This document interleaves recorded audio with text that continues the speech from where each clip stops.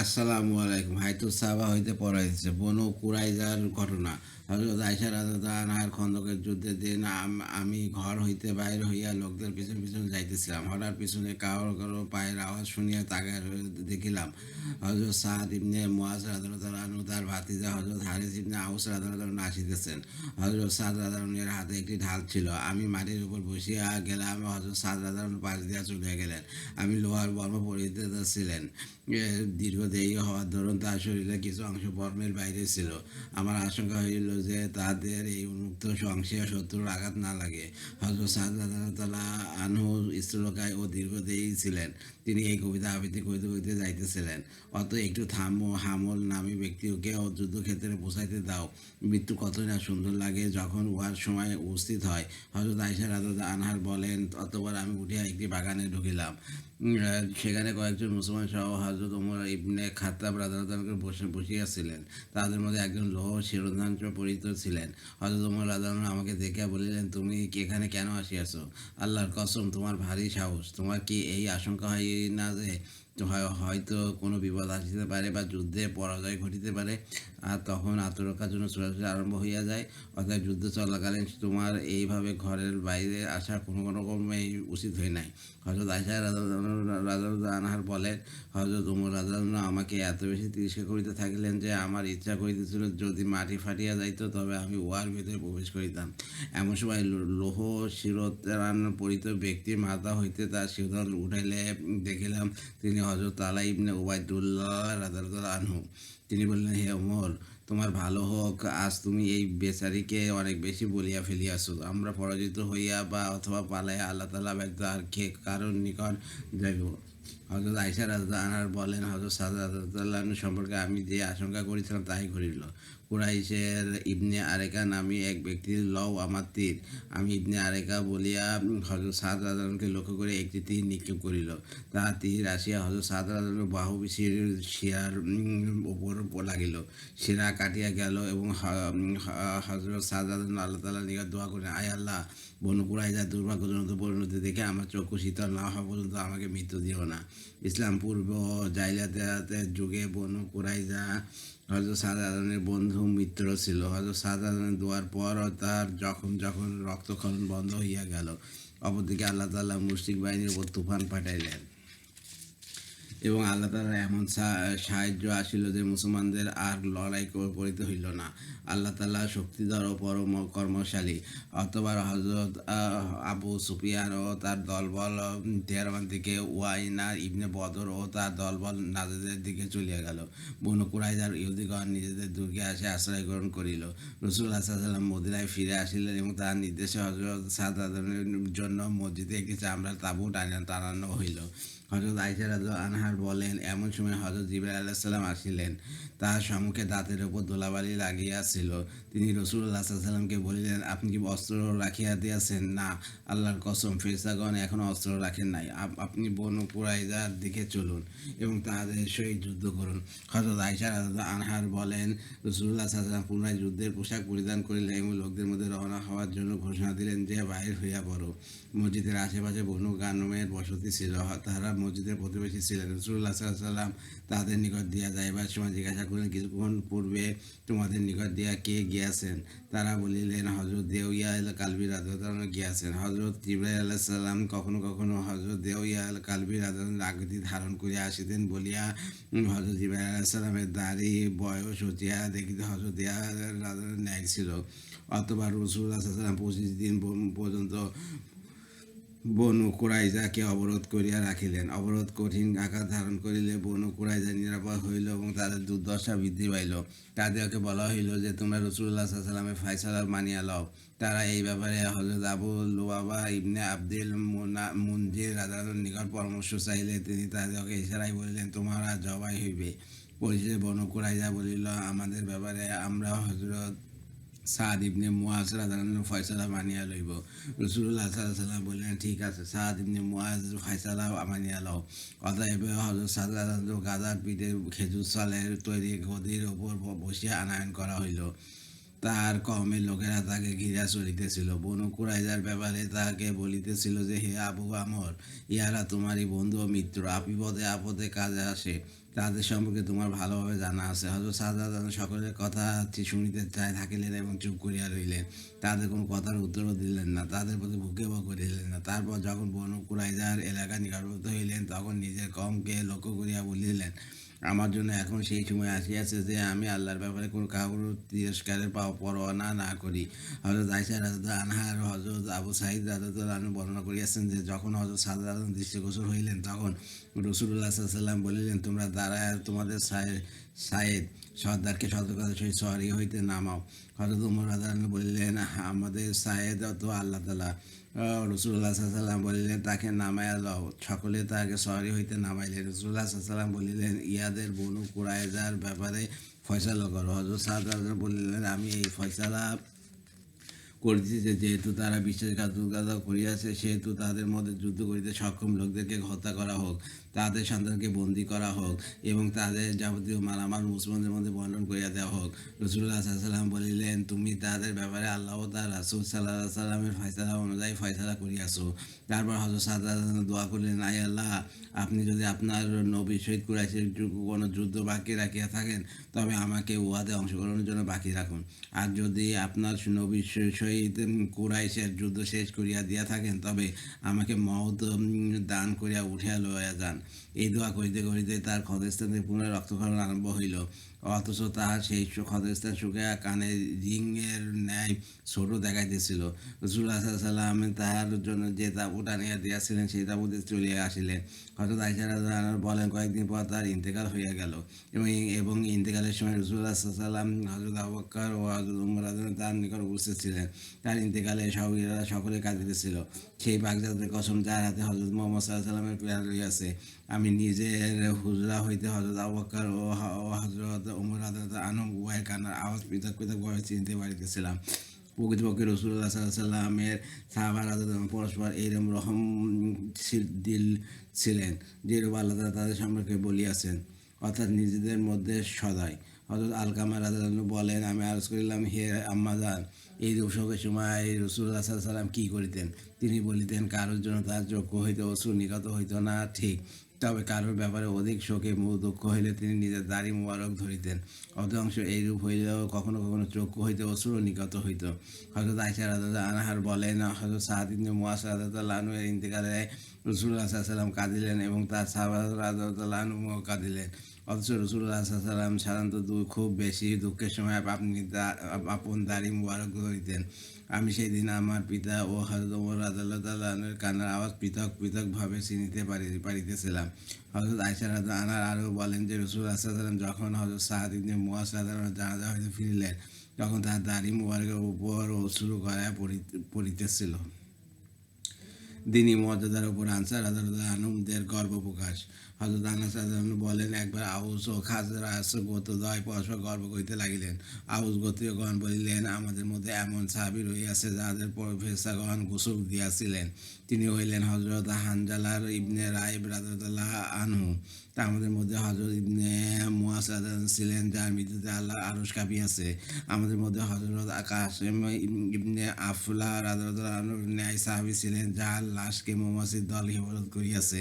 আমাদের মধ্যে হযরত খুজাইমা ইবনে সাবিত রাদিয়াল্লাহু ন্যায় সাহাবী রহিয়াছে, যার একার সাক্ষ্যকে দুইজনের সাক্ষ্যের সমতুল্য গণ্য করা হইয়াছে।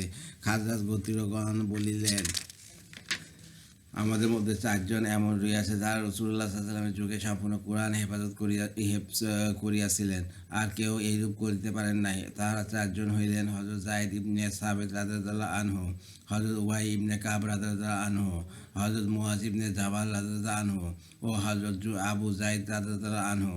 আনসার রাদিয়াল্লাহু আনহুদের দুঃখ, ভোগ বিলাস ও অস্থায়ী ভোগবস্তুর সম্পর্কে সবর ও আল্লাহ তাআলা ও তার রাসূল সাল্লাল্লাহু আলাইহি ওয়াসাল্লামের সন্তুষ্টি মক্কা বিজয় আনসার রাদিয়াল্লাহু আনহুদের ঘটনা।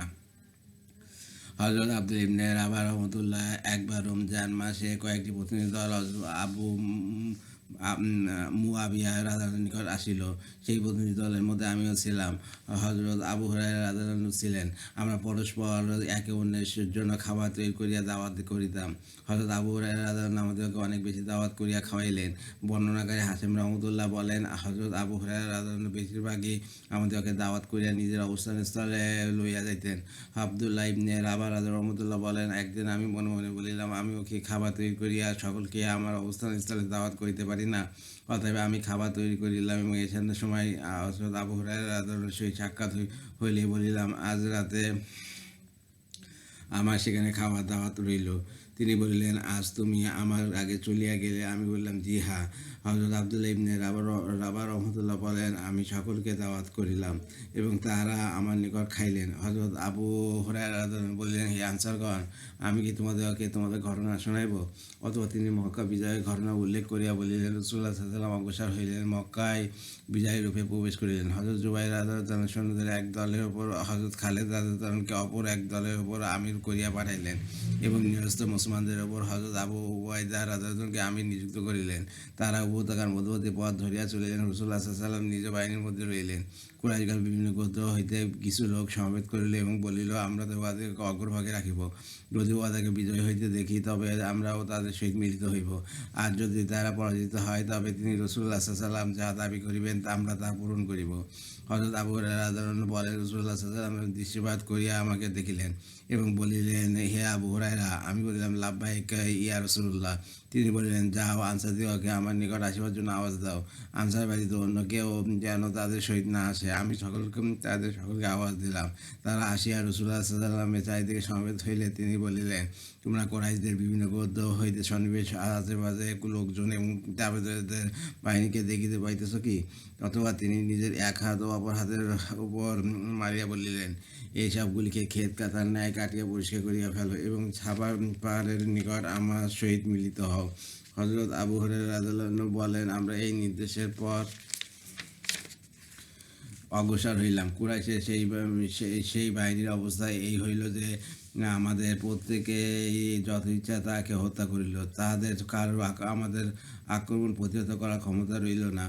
হযরত আবু সুফিয়ান রাদিয়াল্লাহু বললেন, ইয়া রাসূলুল্লাহ, আজ তো কুরাইশ গোষ্ঠী শেষ হইয়া যাইবে। আজকের পর আর কুরাইশ অবশিষ্ট থাকিবে না। রাসূলুল্লাহ সাল্লাল্লাহু আলাইহি ওয়াসাল্লাম বললেন, হে নিজের দরজা বন্ধ করিয়া ফেলিবে, সে নিরাপদ থাকিবে। হে আবু সুফিয়ানের ঘরে প্রবেশ করিবে, সে নিরাপদ হইবে।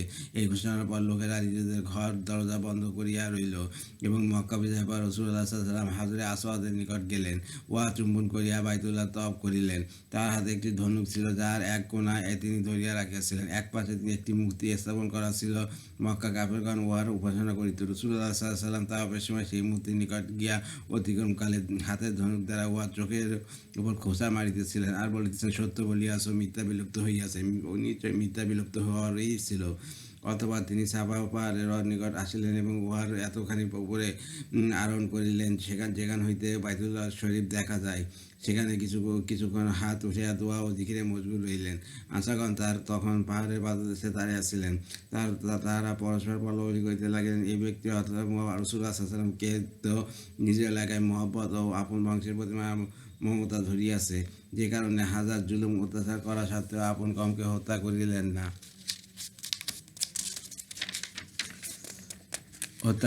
আগামীতে হয়তো মদিনা ছাড়িয়া তিনি মক্কায় থাকিয়া যাইবেন। ইতিমধ্যে রাসূলুল্লাহ সাল্লাল্লাহু আলাইহি ওয়াসাল্লামের উপর ওহী নাজিল হইতে আরম্ভ হইল।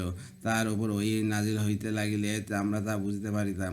ওহী নাজিল হইতে আরম্ভ হইলে তা শেষ হওয়া পর্যন্ত আমাদের কেউ তার প্রতি চোখ তুলিয়া তাকাইতে পারিত না। ওহী নাজিল হওয়া শেষ হইলে তিনি মাথা মোবারক উঠাইলেন এবং বলিলেন, হে আনসারগণ, তোমরা কি এইরূপ বলিয়াছ যে, এই ব্যক্তিকে তো নিজের এলাকার মহব্বত ও আপন বংশের প্রতি মায়া মমতায় ধরিয়াছে? আনসারগণ বলিলেন, ইয়া রাসূলুল্লাহ, আমরা এই কথা বলিয়াছি। রাসূলুল্লাহ সাল্লাল্লাহু আলাইহি ওয়াসাল্লাম বলিলেন, তবে আমার নাম কি হইবে? অর্থাৎ আমি যদি আপন এলাকার মহব্বতে ও আপন বংশের মায়া মমতায় প্রবাহিত হইয়া কাজ করি, তবে আল্লাহর রাসূল কি রূপে রইলাম? নিঃসন্দেহে আমি আল্লাহর বান্দা ও তাঁর রাসূল। আমি তাই করিব যা আল্লাহ তাআলা বলিবেন। আমি নিজের ইচ্ছা মতন কিছুই করিব না। আমি আল্লাহর প্রতি এবং তোমাদের প্রতি হিজরত করিয়াছি। তোমাদের সহিত জীবন অতিবাহিত করিব এবং তোমাদের নিকট মৃত্যুবরণ করিব। এই কথা শুনিয়া আনসারগণ আনন্দে আতিশয্য কাঁদিতে কাঁদিতে তার প্রতি ঝুঁকিয়া পড়িলেন এবং বলিতে লাগিলেন, আল্লাহর কসম, আমরা এই কথা শুধু এই জন্য বলিয়াছি যাতে আল্লাহ ও তার রাসূল শুধু আমাদের হইয়া থাকেন, আমাদেরকে ছাড়িয়া আর কোথাও চলিয়া না যান। আল্লাহ ও তার রাসূলের প্রতি একান্ত মহব্বতের দরুন আমরা এইরূপ কথা বলিয়াছি। রাসূলুল্লাহ সাল্লাল্লাহু আলাইহি ওয়াসাল্লাম বলিলেন, আল্লাহ ও তার রাসূল তোমাদেরকে সত্য বলিয়া জানেন এবং তোমাদের ওজরকে গ্রহণ করিয়াইতেছেন, যেন যে তোমরা একান্ত মহব্বতের দরুন এইরূপ কথা বলিয়াছ।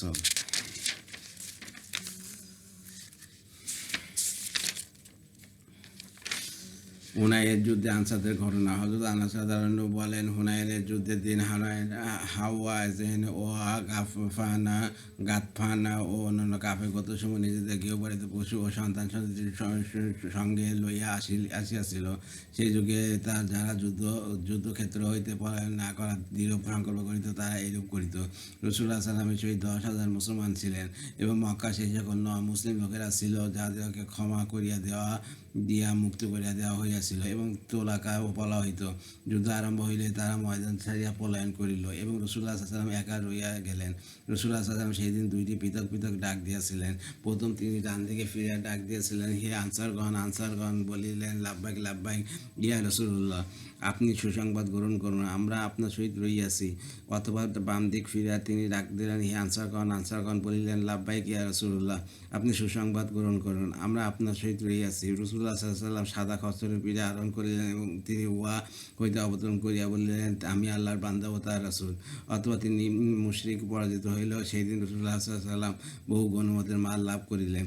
তিনি সমস্ত গনিমতের মাল মুহাজিরিন ও মক্কার নমুসলিমের তোলাকাদের মধ্যে বণ্টন করিয়া দিলেন এবং আনসারগণকে উহা হইতে কিছুই দিলেন না। আনসারগণ বলিলেন, যখন কোনো কঠিন কাজের সময় হয় তখন আমাদেরকে ডাকা হয়, আর যখন গনিমতের মাল বন্টনের সময় হয় তখন তা অন্যদের মধ্যে বন্টন করা হয়। আনসারদের এই কথা রাসূলুল্লাহ সাল্লাল্লাহু আলাইহি ওয়াসাল্লামের কানে পৌঁছিল। তিনি তাদেরকে একটি তাঁবু সমবেত করিয়া বলিলেন, হে আনসারগণ, আমার নিকট এই কেমন কথা পৌঁছিয়াছে। আনসারগণ চুপ করিয়া রহিলেন। অথবা তিনি বললেন, হে আনসারগণ, তোমরা কি রিয়াতে নষ্ট নও যে সকলে দুনিয়া লইয়া ঘরে যাইবে, আর তোমরা আল্লাহ ও তার রাসূলকে তোমাদের ঘরে লইয়া যাইবে? তারা বলিলেন, হ্যাঁ, আমরা সন্তুষ্ট আছি। রাসূলুল্লাহ সাল্লাল্লাহু আলাইহি ওয়াসাল্লাম বলিলেন, যদি লোকেরা প্রান্তরের পথে চলে এবং আনসারগণ পাহাড়ি পথে চলে, তবে আমিও মানুষদের পাহাড়ি পথে চলিব। বর্ণনাকারী হযরত হাইসাম রহমতুল্লাহ বলেন, আমি হযরত আনাস রাদিয়াল্লাহুকে বলিলাম, হে আবু হামজা, আপনি কি সেই সময় সেখানে উপস্থিত ছিলেন? হযরত আনাস রাদিয়াল্লাহু বলিলেন, আমি কোথায় গায়েব হইব? হযরত আবু সাঈদ খুদরী রাদিয়াল্লাহু বলেন, হুনাইন যুদ্ধে গনিমতের বহু মালামাল লাভ হইবার পর রাসূলুল্লাহ সাল্লাল্লাহু আলাইহি ওয়াসাল্লাম তা সম্পূর্ণ কুরাইশ ও আরবের সেই সকল মুসলিম লোকদের মধ্যে বর্ণন করিয়া দিলেন যাদের মন রক্ষার কোন প্রয়োজন দেখা দিয়াছিল। আনসারগণ উহা হইতে কম বেশি কিছু পাইলেন না। উহাতে তাহারা মনে মনে অসন্তুষ্ট হইলেন এবং তাহাদের মধ্য হইতে কেউ বলিল, আল্লাহর কসম, রাসূলুল্লাহ সাল্লাল্লাহু আলাইহি ওয়াসাল্লাম তো আপন কওমের সাক্ষাৎ পাইয়া গিয়াছেন। এখন তিনি মক্কায় থাকিয়া যাইবেন এবং মদিনায় আর ফিরিয়া যাইবেন না। হযরত সাদ ইবনে উবাইদা রাদিয়াল্লাহু রাসূলুল্লাহ সাল্লাল্লাহু আলাইহি ওয়াসাল্লামের নিকট আসিয়া বলিলেন, ইয়া রাসূলুল্লাহ, আনসার গোত্রের মনে আপনার ব্যাপারে অসন্তোষ সৃষ্টি হইয়াছে। রাসূলুল্লাহ সাল্লাল্লাহু আলাইহি ওয়াসাল্লাম বলিলেন, কী কারণে?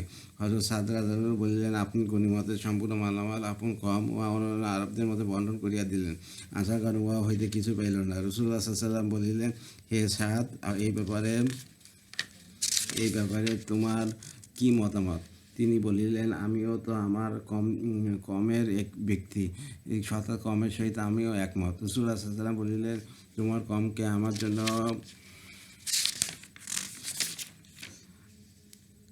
কমকে আমার জন্য এই ঘেরওয়ালের ভিতর সমবেত করো। তারা সমবেত হইলে আমরা সংবাদ দিব।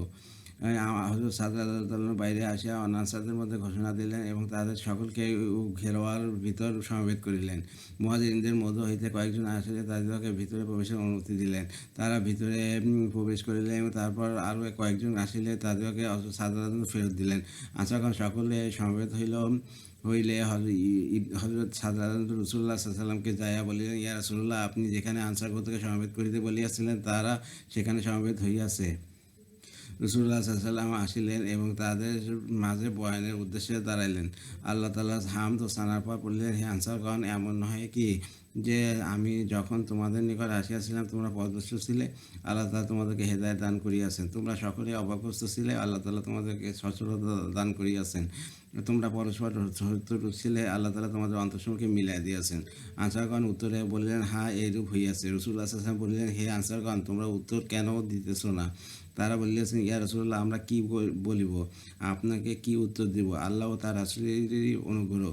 রাসূলুল্লাহ সাল্লাল্লাহু আলাইহি ওয়াসাল্লাম তোমার ইচ্ছা থাকিলে বলিলেন, তোমরা ইচ্ছা করিলে বলতে পারো। তোমরা সত্য কথাই বলিবে এবং তোমাদেরকে সত্যবাদী বলা হইবে যে আপনি লোকদেরকে নিকট হইতে বিতাড়িত হইয়া আমাদের নিকট আসিয়াছিলেন।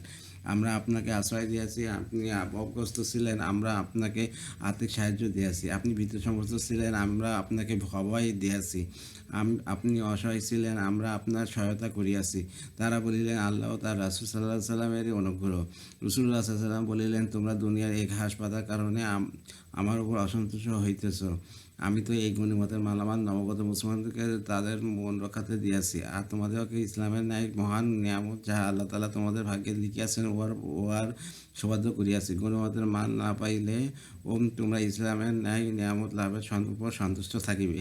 হে আনসারগণ, তোমরা কি উহাতে সন্তুষ্ট নও যে লোকেরা বকরি লইয়া নিজেদের ঘরে ফেরে, আর তোমরা আল্লাহ ও তার রাসূল সাল্লাল্লাহু আলাইহি সাল্লামকে লইয়া ঘরে ফিরিয়া যাও? সেই পাক জাতের কসম, যার হাতে আমার প্রাণ, যদি লোকজন এক পাহাড়ি পথে চলে এবং আনসারগণ অন্য পাহাড়ি পথে চলে, তবে আমি আনসারদের পথে চলিব। যদি হিজরত না হইতো, তবে আমি আনসারদের একজন হইতাম। আয় আল্লাহ আনসারদের উপর এবং আনসারদের সন্তানদের উপর এবং তাদের সন্তানদের উপর রহমত নাজিল করুন।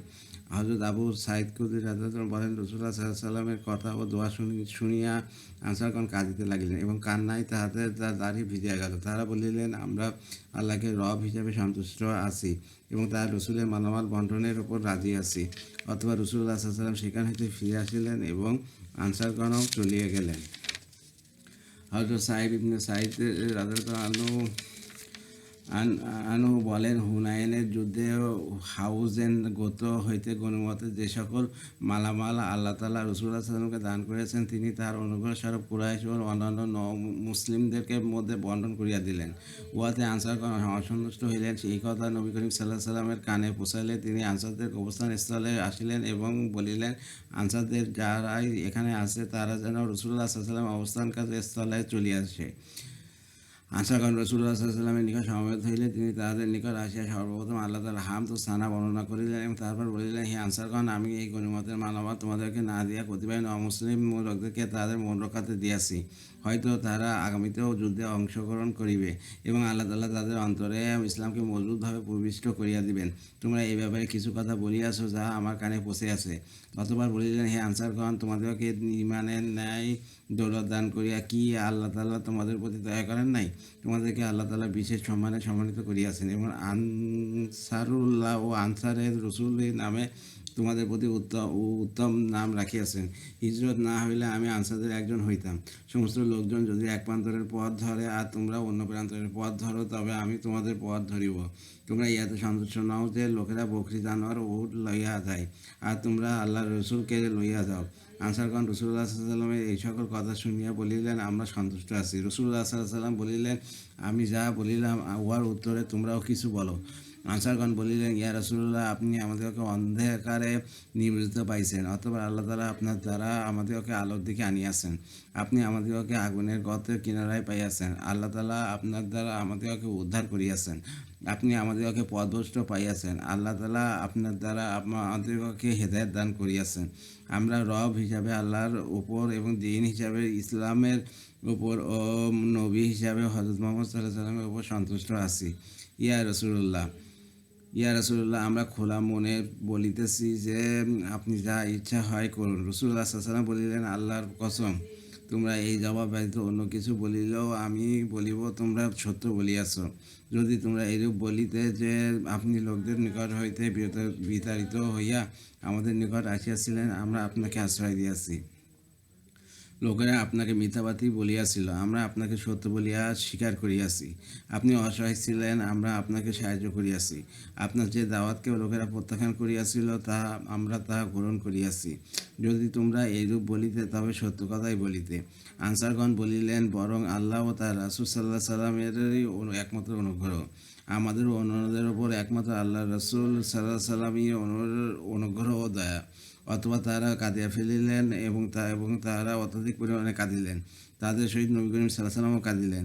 হযরত আনাস ইবনে মালিক রাদিয়াল্লাহু আনহু বলেন, আল্লাহ তাআলা হাযায়িন গোত্রের মালামাল গনিমত রূপে আপন রাসূলুল্লাহ সাল্লাল্লাহু আলাইহি ওয়াসাল্লামকে দান করিবার পর তিনি কতিপয় লোককে 100 উট করিয়া দিতে লাগিলেন। আনসারদের মধ্য হইতে কিছু সংখ্যক লোক বলিলেন, আল্লাহ তাআলা রাসূলুল্লাহ সাল্লাল্লাহু আলাইহি ওয়াসাল্লামকে মাফ করুন।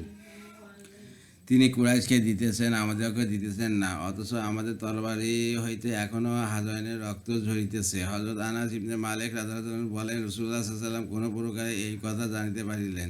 তিনি লোকপারে আনসারগণকে একটি চামড়া নির্মিত তাঁবুতে সমবেত করিলেন এবং তাদের সহিত অন্য কাউকেও সেখানে বসিয়া দিলেন না। তারা সমবেত হইবার পর নবী করিম সাল্লাল্লাহু আলাইহি ওয়াসাল্লাম দাঁড়াইয়া বলিলেন, তোমাদের পক্ষ হইতে আমার নিকট একই কথা পৌঁছিয়াছে।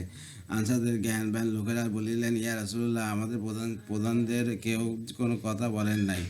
অবশ্যই আমাদের কিছু সংখ্যক যুবক বলিয়াছে, আল্লাহ তাআলা তার রাসূলুল্লাহ সাল্লাল্লাহু আলাইহি ওয়াসাল্লামকে মাফ করুন। তিনি কুরাইশকে দিতেছেন, আমাদেরকে দিতেছেন না, অথচ আমাদের তরবারি হইতে এখনও হাযায়িনের রক্ত ঝরিতেছে। রাসূলুল্লাহ সাল্লাল্লাহু আলাইহি ওয়াসাল্লাম বলিলেন, এইমাত্র যারা ইসলাম গ্রহণ করিয়াছে আমি তাদের মনোরক্ষার্থে এই গনিমতের মাল তাদেরকে দিয়াছি। তোমরা কি উহাতে সন্তুষ্ট নাও যে লোকেরা মালামাল লইয়া ঘরে ফিরিয়া যাইবে, আর তোমরা নবী করিম সাল্লাল্লাহু আলাইহি ওয়াসাল্লামকে লইয়া তোমাদের ঘরে ফিরিবে? আল্লাহর কসম, তারা যাহা লইয়া ঘরে ফিরিবে তা অপেক্ষা তোমরা যা লইয়া ফিরিবে তা বহুগুণে উত্তম হইবে। আনসারগণ বলিলেন, ইয়া রাসূলুল্লাহ, আমরা এই বন্টনের পর সন্তুষ্ট আছি। রাসূলুল্লাহ সাল্লাল্লাহু আলাইহি ওয়াসাল্লাম তাদেরকে বলিলেন, তো আমার পর তোমরা দুনিয়ার বিভিন্ন বিষয়ে অন্যদেরকে তোমাদের উপর অগ্রাধিকার প্রদান করিতে দেখিবে। তোমরা তখন আল্লাহ ও তার রাসূল সাল্লাল্লাহু আলাইহি ওয়াসাল্লামের সহিত সাক্ষাৎ লাভ ও অর্থাৎ মৃত্যু পর্যন্ত সবর করিও।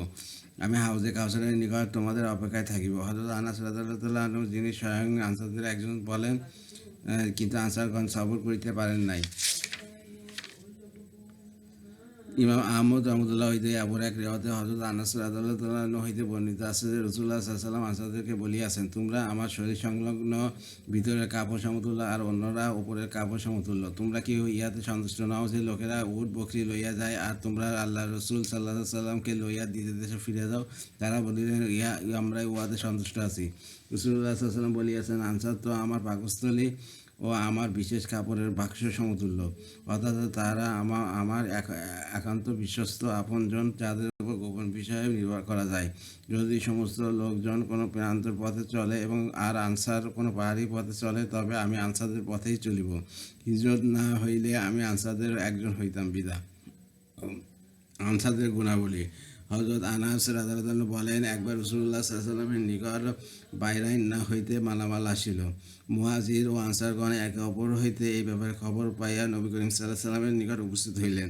অতঃপর বর্ণনাকারী দীর্ঘ হাদিস বর্ণনা করিয়াছেন। উক্ত হাদিসে বর্ণিত হইয়াছে যে রাসূলুল্লাহ সাল্লাল্লাহু আলাইহি ওয়াসাল্লাম আনসারদেরকে বলিলেন, আমি যতখানি জানি, ভয়ভীতি পরিস্থিতিতে জান দিতে হইলেও তোমাদের সংখ্যা বেশি হয়। লোভ লালসার বিষয় লইবার সময় হইলে তোমাদের সংখ্যা কম হয়, অর্থাৎ এই সময় তোমরা পিছনে সরিয়া থাকো। অপর এক রিওয়ায়েতে আছে, হযরত আনাস রাদিয়াল্লাহু আনহু বলেন, রাসূলুল্লাহ সাল্লাল্লাহু আলাইহি ওয়াসাল্লাম হযরত আবু তালহা রাদিয়াল্লাহু আনহুকে বলিলেন, তোমার কওম অর্থাৎ আনসারদেরকে আমার সালাম বলিও, আর তাদেরকে বলিও যে আমার জানা মতে তারা অত্যন্ত চরিত্রবান ও ধৈর্যশীল।